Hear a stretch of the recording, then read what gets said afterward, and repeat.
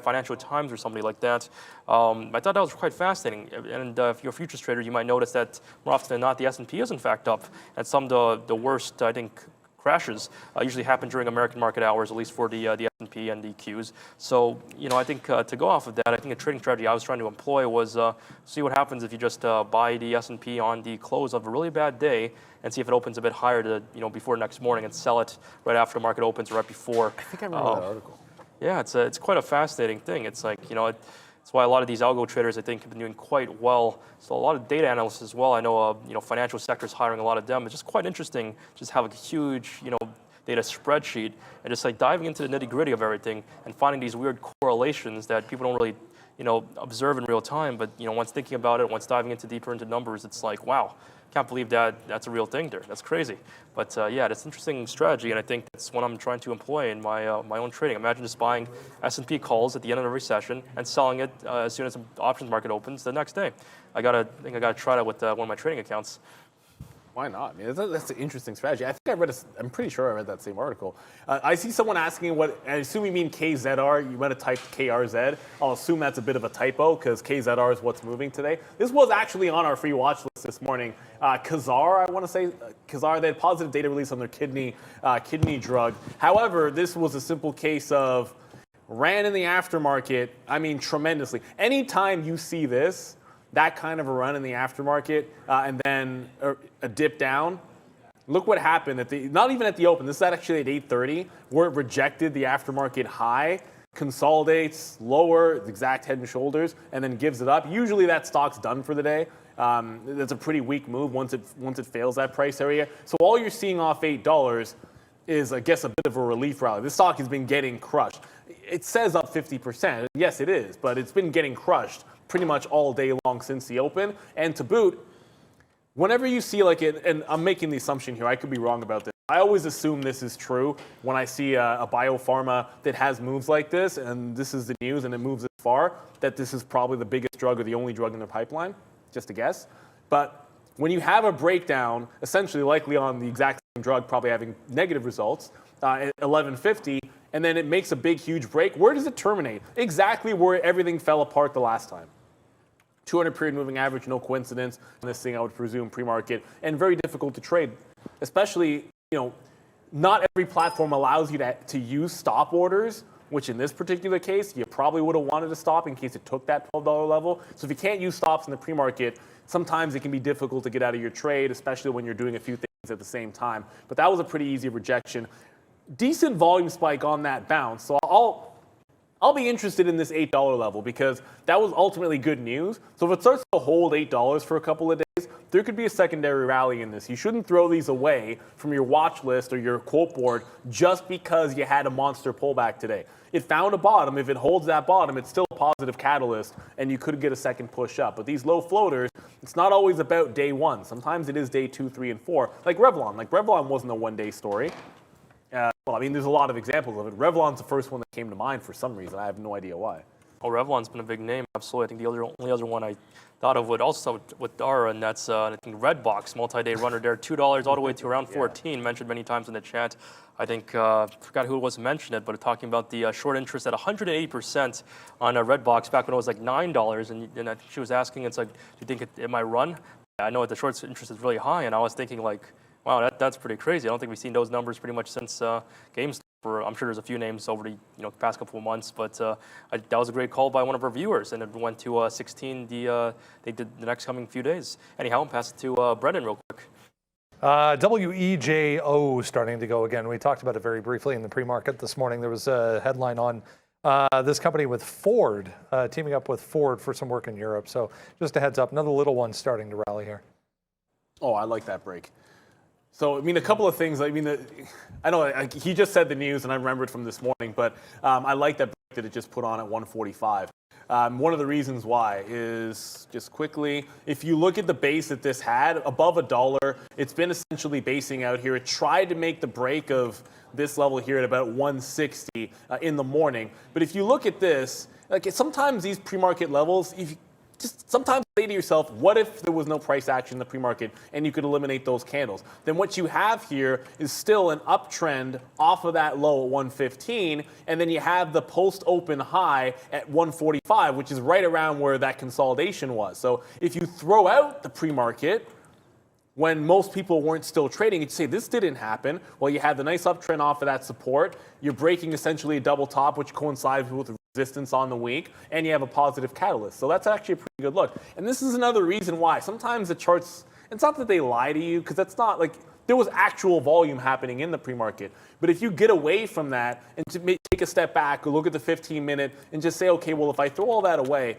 and look at the price action after, that's a pretty clean break. So if they can start to hold this on any kind of a dip, and I'm looking for something that can rally, because I don't think any of these big caps are going to give the moves I want. Like, we're going to get an early look from Financial Juice of what the imbalances might be on the off chance they could actually move the market. I'm not feeling like we're going to get anything significant. So I'd rather be looking at one of these small caps to get going, whether it's AGRX again or playing a break here, or maybe AMC, which is failing now, can get above that 1380. That's what I'm kind of more juiced for, as opposed to trying to figure this market's going to give me a bounce on a buy and balance, or I can short something at the low of the day with 20 minutes to go. We have to be flat at the end of the day, day trade the world, which simply means we cover all of our trades by 4 o'clock. So with that kind of a timeline on it, I'd rather something which is moving that could give me an entry. This has to only pull back 5 to 10 cents for me to like an entry point here and maybe catch something in this WEJO. Turning around, not always a bad thing, because it allows you to get in on a potential trend. I can hold this hopefully to like 350 if it even comes down and gives me the entry point. But that's what I'm looking for, not necessarily trying to pick a bottom on Amazon or any of these other absolutely crushed big cap names today, because it's just about everything. Occidental is probably the missed opportunity, because I think that was the chance to sort of go off off schedule into something that, you know, oil markets were closed, but it was holding support. Just take it when it breaks out of that support. So kudos to anybody that called that one out. I know some people were calling that one in the chat as we were discussing other things, but that's one we're on this morning that I could have gone back to. Outside of that, I want some of the small caps here, because I feel like that's what's going to give us an opportunity in the last 30 minutes here. Yeah, absolutely. In the last 30 minutes, or I think closer to 20 at this point, as we await the imbalances coming out at 350, I'm holding short on the indices. I think we might see a bloody close today. I think someone was saying in the chat, I think it was Mike, imbalance at the moment, early MOC, 51 million to the sell side. So yeah, not a very huge number actually. I was expecting a lot more, seeing that the Qs are down close to 3%. That being said, I think we are close to days lows. I don't think we quite broke above the previous levels I was talking about here, so I'm going to be short heading into the close. And for now, I'll pass it back to Brendan. There's a note from the, who is it here? The US CDC apparently activating their Emergency Operations Center for monkeypox, guys. So SIGA on a big move here, up 4%. Wow. Like, make up your minds on this. Like, the WHO was like, yeah, it's monkeypox isn't anything, and now you get whatever, man. It's just, I feel like we're all over the place. My gut tells me that, you know, based on the fact that WHO was basically saying this is nothing the other day, would be to fade this kind of a pop in SIGA. But, you know, I don't have anything until about 12. Like, I don't even know if I'd pay for shorts at this point, because I'm not sure it gets to 12. I suppose 1380, I was just long until it was the extension of yesterday's trade. I was just long in front of that price until it broke. And to me, like, that makes total sense. Like, we're day trading, so we can't hold it overnight. But if your trend is still valid and your levels are still good, and the only reason you got out because it was a close, well, I'll just jump back into it the next day a lot of times. And it worked for a little bit until it finally broke down. But, you know, it holds that consolidation, maybe have a stronger market. I think we could have tested 15 again on AMC. I did just get back into AGRX, so patience is a virtue, and thankfully we had some of it there. I'm going to leave it on the 15. So bouncing off that 230, instead of paying up to 50s, I waited for those 30s because I wanted to minimize the amount of risk in case we break and hold below VWAP, take out like 225. You know, why load back into this 10 cents too high? Just wait for it here. With 20 minutes to go, it's this or WEJO, which is not really pulling back at all, so maybe it is pretty strong. WEJO holding at 150. I wanted a 145 entry. Hold his or her Tesla puts into tomorrow. You know, any thoughts on Tesla? Look, my thoughts, and I think I might say the same thing. First of all, like, I'm not a person that ever believes in, like, I'm a day trader, so shorting things overnight, like swing trades long. I think there's always a ton of risk holding anything. I think you're playing it right by going with puts at least. Like, you're not holding a stock overnight short, which I always tell people I hate doing that. I think it's actually really risky. Tesla should be going, I think Luke even said this too, and I said this already. Tesla should be going to 680. I'm actually a little bit surprised that we didn't get to 680 today.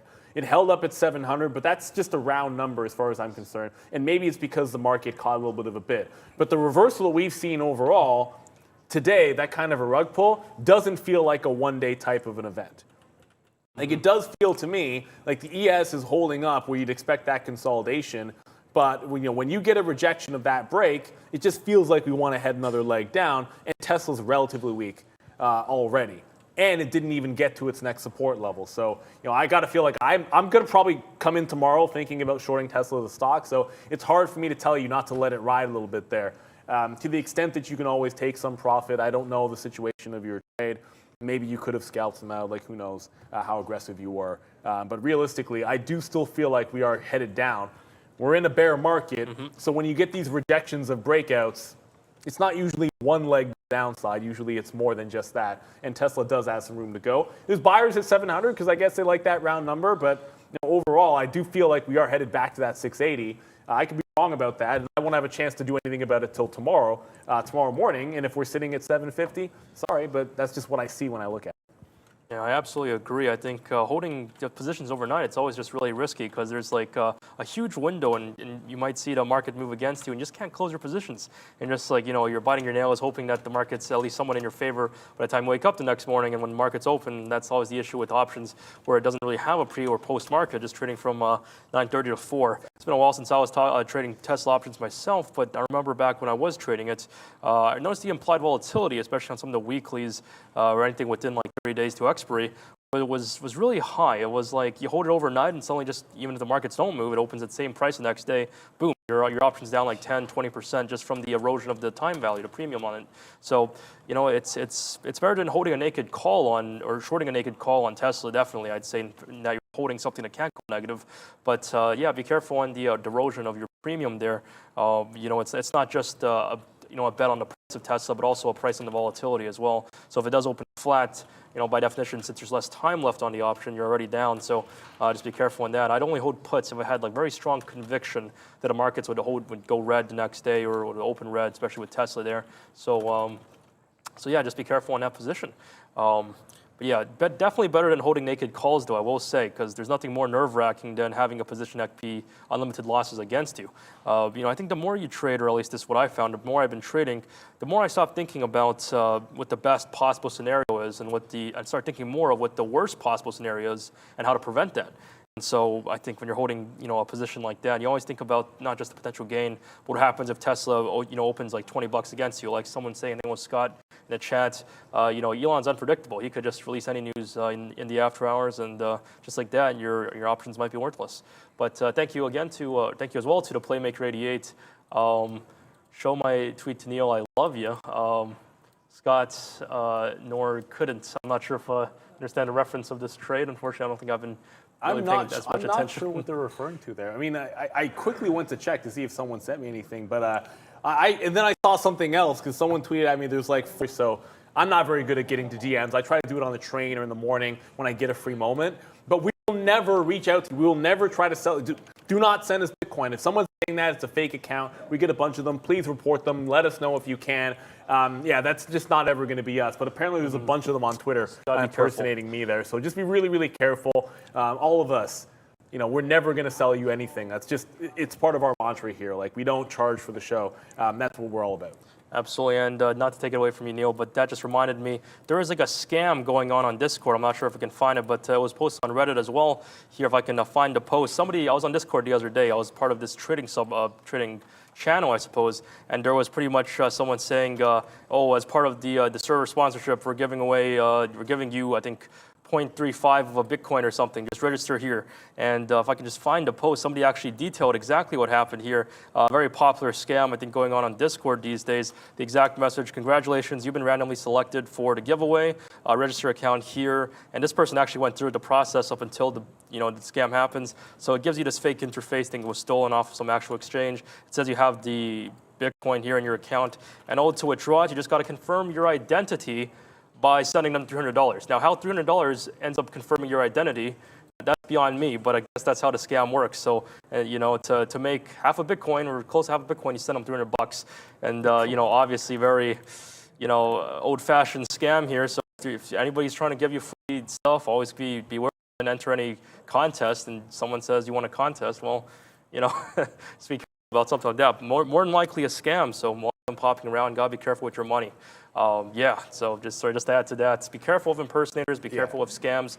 Very frequent, very commonplace, and unfortunately very frequent in the cryptocurrency industry as well. You know, so always be careful.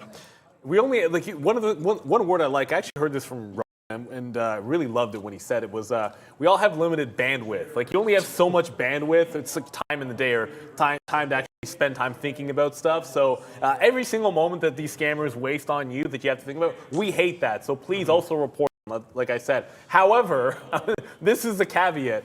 If you feel inclined to mess around with a scammer, just to sort of get them back and you got free time on your hand, I always think it's hilarious, and I love hearing the stories. I know a few of you have told me about it. It's like, wow, there was a fake you that tried to do this to me, and then you'll DM me like the conversation just so I can be amused by how you scammed them or wasted their time. I love that crap, man, because there's some good ones out there, like the whole, you know, someone calls you and then you pretend that they called a crime scene. Oh yeah, that's like my favorite one of all time, and I've been kind of sheepishly hoping that someone will give me one of those prank calls so that I can try and pull a scam like that on one of those call-ins. I don't really get them anymore, so I guess that no-call list in Canada isn't all bad.